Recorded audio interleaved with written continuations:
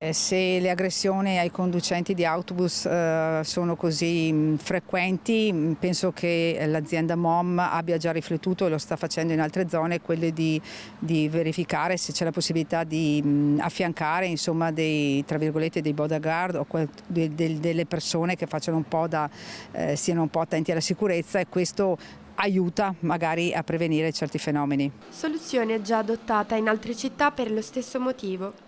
È amareggiata e stanca la sindaca di Vittorio Veneto, Mirella Balliana, costretta ancora una volta a fare i conti con episodi di violenza e disagio giovanile. L'ultimo è avvenuto il 1° ottobre alla stazione MOM dietro al municipio. Dovevano salire sul bus di linea con un cane senza museruola.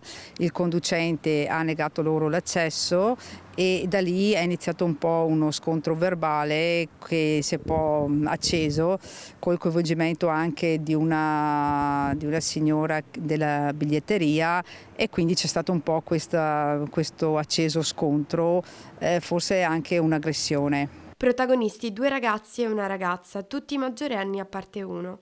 Avrebbero addirittura tentato di sottrarre all'operatore le chiavi del mazzo.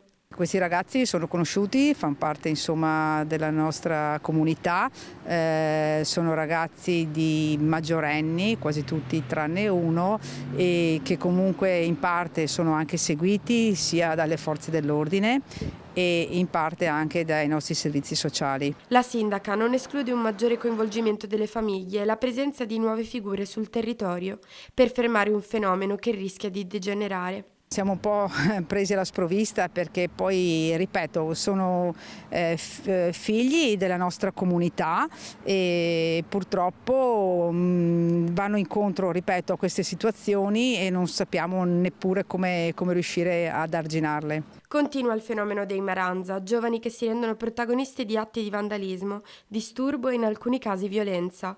E infatti episodi simili si sono registrati di recente anche nei comuni vicini.